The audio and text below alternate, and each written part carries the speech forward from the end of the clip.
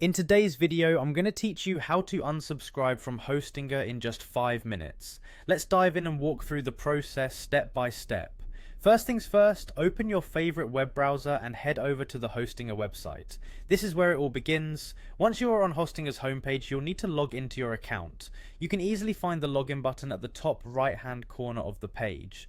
Click on it and enter your credentials. If you haven't used Hostinger in a while, take a moment to ensure your login details are correct to avoid any hiccups along the way. After successfully logging into your account, you'll be redirected to your personal dashboard, also known as the H panel, which acts as the control center for your Hostinger account. Here you can manage everything related to your hosting services.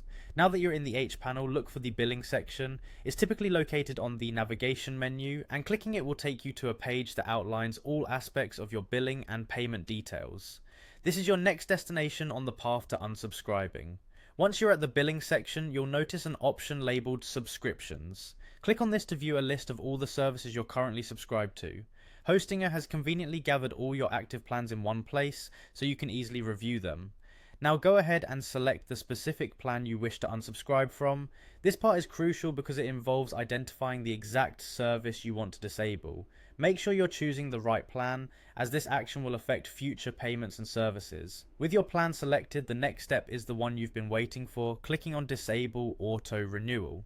This action will ensure your subscription does not automatically continue after its current term ends. By disabling auto renewal, you're taking control of your subscription and preventing any unintended charges on your card. And there you have it, you've successfully unsubscribed from a Hostinger service. As you wrap up, it's wise to double check your email for a confirmation message from Hostinger, verifying that auto renewal has indeed been disabled. This email serves as your record in case you ever need to reference this change in the future.